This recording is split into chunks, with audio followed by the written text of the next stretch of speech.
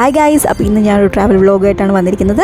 അപ്പോൾ ചെന്നൈ തൊട്ട് ട്രിവാൻഡ്രം വരെ ഞങ്ങൾ നടത്തിയ റോഡ് ട്രിപ്പിൻ്റെ ഡീറ്റെയിൽസ് ആണ് കേട്ടോ ഇന്നത്തെ വീഡിയോയിൽ ഉൾപ്പെടുത്തിയിരിക്കുന്നത്. ഞങ്ങൾ ടാറ്റ പഞ്ചിൽ നടത്തിയ ഈ റോഡ് യാത്രയുടെ എല്ലാ ഡീറ്റെയിൽസും ഈ വീഡിയോയിൽ ഉൾപ്പെടുത്തിയിട്ടുണ്ട്. അപ്പോൾ വീഡിയോ മുഴുവനായിട്ട് തന്നെ കാണാൻ നോക്കുക.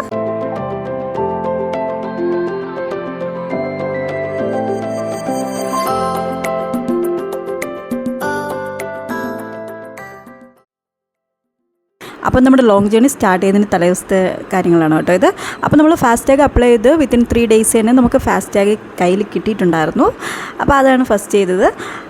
ഇതൊരു ഭയങ്കര യൂട്ടിലിറ്റി എന്ന് വെച്ചാൽ അടിപൊളി സാധനമാണ് കേട്ടോ. അപ്പോൾ ഇത് നമ്മൾ ലോങ് ജേർണിക്ക് ഒരുപാട് ഉപയോഗപ്പെട്ടു. അപ്പോൾ ഇതിനെക്കുറിച്ച് ഞാൻ ഡീറ്റെയിൽസിനകത്ത് പിന്നീട് കാണിക്കാം.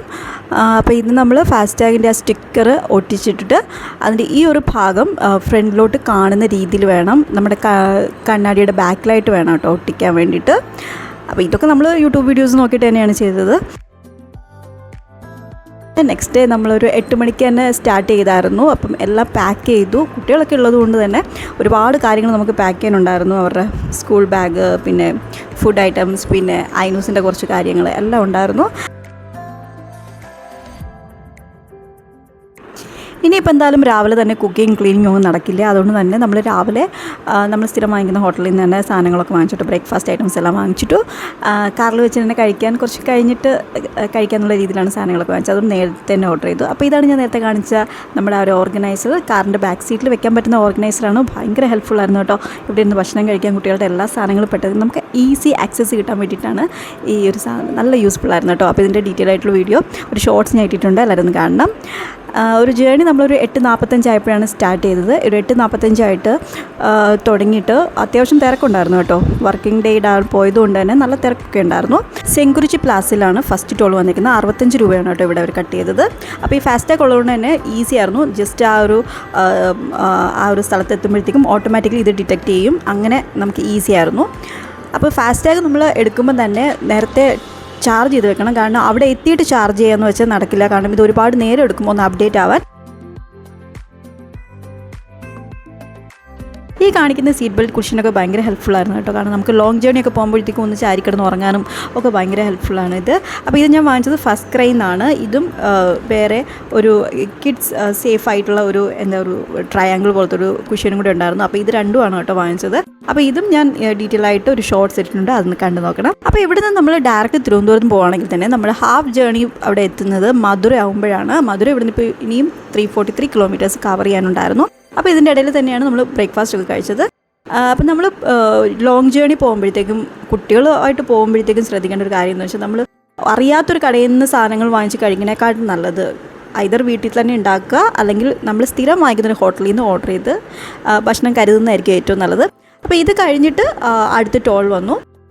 നോർത്ത് ചെന്നൈ എന്നാണ് കേട്ടോ നമ്മൾ ജേർണി സ്റ്റാർട്ട് ചെയ്തത്. അപ്പോൾ ഇത് ചെങ്കൽപ്പേട്ട് ഡിസ്ട്രിക്റ്റ് വഴിയാണ് പോകുന്നത്. അപ്പം സെക്കൻഡ് ടോൾ പ്ലാസയിൽ മണി ഡിഡക്റ്റ് ആയത് 110 രൂപയാണ്. അപ്പോൾ ഓരോ ടോൾ പ്ലാസയിലും ഡിഫറെൻറ്റ് റേറ്റ് ആണ് കേട്ടോ. ചിലത്ത് 40 രൂപ ഡിഡക്റ്റ് ആയിട്ടുണ്ട്, ചിലടത്ത് 65 ആയിട്ടുണ്ട്, 110, 125, അങ്ങനെ ഓരോ സ്ഥലത്തും ഡിഫറെൻ്റ് ആയിട്ടുള്ള മണിയാണ് അവരെടുക്കുന്നത്. അങ്ങനെ ചെന്നൈ മുതൽ കേരളം വരെ നമുക്കൊരു 13-14 ടോളോളം കൊടുക്കേണ്ടി വരുന്നുണ്ട്. അങ്ങനെ ഫാസ്റ്റാഗ് ഉണ്ടെങ്കിൽ മാത്രമേ നമുക്ക് ഈ ടോൾ അഫോർഡ് ആവുള്ളൂ കേട്ടോ.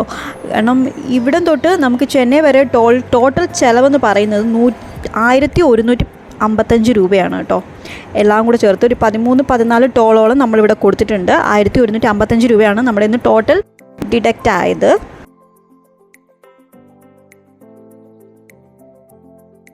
നമ്മൾ ഒറ്റയ്ക്ക് പോകുമ്പോഴത്തേക്കും ഒരുപാട് ടെൻഷനൊന്നുമില്ല. നമുക്ക് എവിടെ വേണമെങ്കിലും ഹോൾഡ് ചെയ്യാം, എവിടെ ഇവിടുന്ന് വേണമെങ്കിലും ഭക്ഷണം കഴിക്കാം. പക്ഷേ കുഞ്ഞുങ്ങളൊക്കെ ഉള്ളപ്പോഴത്തേക്കും ഒരുപാട് ശ്രദ്ധിക്കേണ്ടിയിരിക്കുന്നു. കാരണം അവരെ ആ ഒരു അത്രയും ലോങ് ജേർണിയിൽ എൻഗേജ്ഡ് ആക്കി ഇരിക്കുക എന്ന് പറയുന്നത് ഭയങ്കര വലിയൊരു എഫേർട്ടാണ് കേട്ടോ.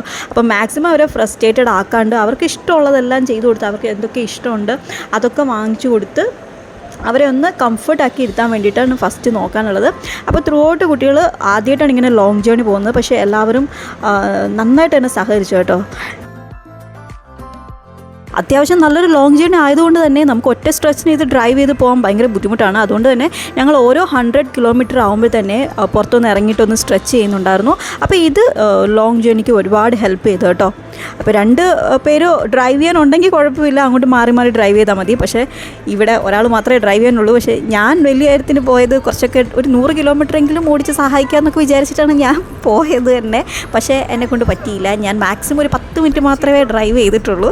അപ്പോൾ 2 ഡ്രൈവേഴ്സ് ഉണ്ടെങ്കിൽ ഇത് കുറച്ച് ഈസി ആയിരിക്കും. അല്ലെങ്കിൽ നമുക്ക് ഇതുപോലെ ഒരു 100 കിലോമീറ്റേഴ്സിൽ റീച്ച് ചെയ്യുമ്പോഴത്തേക്കും ഇറങ്ങി ഒന്ന് സ്ട്രെച്ച് ചെയ്തിട്ട് പോകുന്നതായിരിക്കും കുറച്ചുകൂടെ നല്ലത്. ജസ്റ്റ് മേളിലോട്ടൊരു കയറ്റല്ലേ.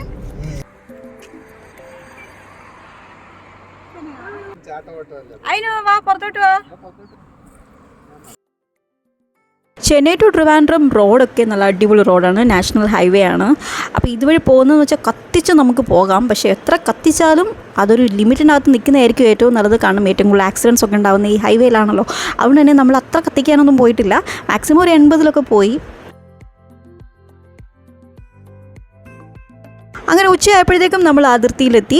വെസ്റ്റേൺ ഗാട്ട്സ് ഇവിടെ തൊട്ട് നമുക്ക് കാണാൻ തുടങ്ങും. നല്ല ബ്യൂട്ടിഫുൾ ആയിട്ടുള്ളൊരു കാഴ്ചയാണ് കേട്ടോ. ഈ ചുറ്റിനും ഇങ്ങനെ മലകളും അതിൻ്റെ ഇടയ്ക്ക് റോഡും ആകാശവും എല്ലാം കൂടെ നല്ല അടിപൊളി വ്യൂ ആണ് കേട്ടോ. കാറിൽ പോകുമ്പോഴത്തേക്കും നമുക്ക് അത്യാവശ്യം നല്ല എൻജോയ് ചെയ്ത് പോകാൻ പറ്റുന്നൊരു റൂട്ട് തന്നെയാണിത്.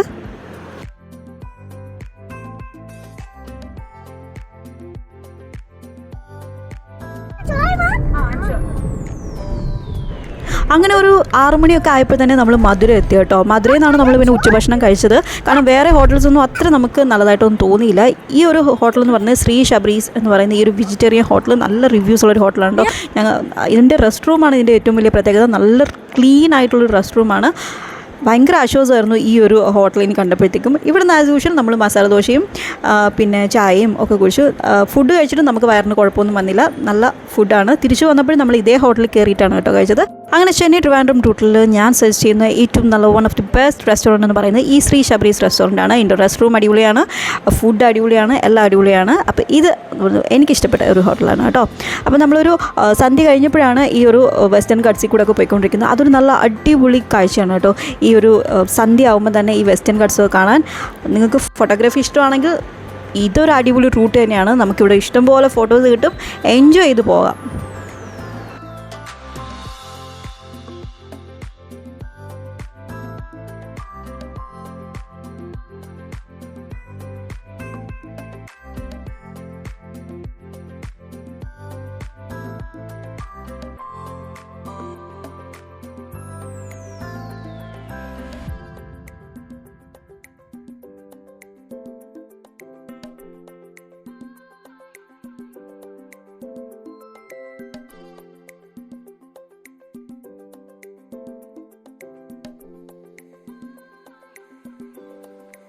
അപ്പോൾ ഇനി അടുത്തായിട്ട് നമ്മൾ പാസ് ചെയ്യാൻ പോകുന്നത് ഒരു ടൗൺ എന്ന് പറയുന്നത് തിരുനെൽവേലിയാണ്. ഇത് അത്യാവശ്യം നല്ല ഹൈവേ ഒക്കെ ഉള്ള നല്ല അടിപൊളിയായിട്ടുള്ള ഒരു ഹൈവേ ആണ്. ഇത് തിരുനെൽവേലിയാണ്. ഇത് നമ്മൾ പ്രോപ്പറായിട്ട് ടച്ച് ചെയ്യുന്നില്ല, സൈഡിൽ കൂടെയാണ് പോകുന്നത്. തിരുനെൽവേലിയും തൃച്ചിയും ഒക്കെ നമ്മൾ സൈഡിൽ കൂടെയാണ് കേട്ടോ പോകുന്നത്. അപ്പോൾ ഈ തിരുനെൽവേലിയാണ് കുറച്ച് ടൗൺഷിപ്പായിട്ട് എനിക്ക് തോന്നിയൊരു കാര്യം. അപ്പോൾ ഇവിടെ എത്തി നമുക്ക് സാധനങ്ങളൊക്കെ ഇവിടെ വാങ്ങിക്കാൻ പറ്റും. ഇവിടെ നല്ലൊരു ഒരുപാട് കടകളൊക്കെ ഉണ്ട് കേട്ടോ. അങ്ങനെ തിരുനെൽവേലിയൊക്കെ കഴിഞ്ഞിട്ടാണ് ഞങ്ങൾ അടുത്ത് പെട്രോൾ അടിച്ചത്. കാരണം മധുര തിരുനെൽവേലിയൊക്കെ ഒരു ടൗൺ ആയതുകൊണ്ട് തന്നെ ഇവിടെ പെട്രോളിന് ചാർജ് കൂടുതലാണ്. അപ്പോൾ അവിടെ നിന്ന് പെട്രോൾ അടിക്കുന്ന അത്ര നല്ലതല്ല, അത്ര അഫോർഡബിൾ അല്ല. അപ്പോൾ നമ്മൾ ആ ഒരു ടൗൺഷിപ്പ് കഴിഞ്ഞിട്ടാണ് പെട്രോൾ അടിച്ചത്. 103 രൂപയാണ് 1 ലിറ്ററിന് അവിടെ പ്രൈസ് ആയത്. പിന്നെ ഒരു രാത്രിയൊക്കെ ആയപ്പോഴത്തന്നെ നമ്മളവിടെ ഇറങ്ങി. കാരണം ഓരോ 100 കിലോമീറ്റർ കഴിഞ്ഞപ്പോഴത്തേക്കും ഞങ്ങൾ റെസ്റ്റ് ചെയ്തിട്ടുണ്ടായിരുന്നു. അപ്പോൾ രാത്രി ഇറങ്ങി നിൽക്കുമ്പോൾ സൂക്ഷിക്കണം, അടുത്ത് പാമ്പുണ്ടോ, അതേ സൈഡിൽ കൂടെ വണ്ടി പോകുന്നുണ്ടോ, ഇതൊക്കെ ശ്രദ്ധിച്ചിട്ട് വേണം ഇറങ്ങാൻ. അങ്ങനെ നമ്മൾ തിരുവനന്തപുരം ബോർഡ് കണ്ടു. അങ്ങനെ നമ്മൾ നാഗർകോവിൽ വഴിയാണ് കേട്ടോ പോയിക്കൊണ്ടിരിക്കുന്നത്. നാഗർകോവിൽ റോഡ് എന്ന് പറയുന്നത് വളരെ മോശമാണ്. കാരണം പോകുന്ന ആ ഒരു വഴി മാത്രമേ നമുക്ക് ഏറ്റവും ബുദ്ധിമുട്ടായിട്ട് തോന്നിയിട്ടുള്ളൂ കേട്ടോ. റോഡൊക്കെ നല്ല മോശമാണ് നാഗർകോവിലിൻ്റെ. അപ്പോൾ ഈ നാഗർകോവിലിൽ നിന്നാണ് നമ്മൾ പിന്നെ കേരള അതിർത്തിയിലോട്ട് കയറുന്നത്. കളിയിക്കാവളയാണ് കേരളത്തിലോട്ട് കയറുന്ന അതിർത്തി. ടോട്ടൽ ടൈം നമ്മൾ എടുത്തത് 17 hours 5 minutes കൊണ്ടാണ്. ഇത് ഇൻക്ലൂഡിങ് റെസ്റ്റിംഗ് ടൈം കൂടെ ചേർത്തിട്ടാണ് കേട്ടോ. അങ്ങനെ ഞങ്ങളുടെ വീട് ഉൾപ്പെടെ ടോട്ടൽ 794 കിലോമീറ്ററാണ് കേട്ടോ നമ്മൾ ട്രാവൽ ചെയ്തത്. അങ്ങനെ കളിയിക്കാവിള വഴി നമ്മൾ കേരളത്തിൽ പ്രവേശിച്ചു. അപ്പോൾ ഇതാണ് നമ്മുടെ Chennai to Kerala long journey. നല്ല സ്മൂത്ത് ആയിട്ടുള്ള ലോങ് ജേർണി ആയിരുന്നു കേട്ടോ. അപ്പോൾ ഈ ഒരു വീഡിയോ എല്ലാവർക്കും ഇഷ്ടപ്പെട്ടു എന്ന് വിചാരിക്കുന്നു. എന്നാൽ അടുത്തൊരു വീഡിയോ ആയിട്ട് കാണുന്നവരെ ഇറ്റ്സ് ബൈ ഫ്രം ശ്രീ.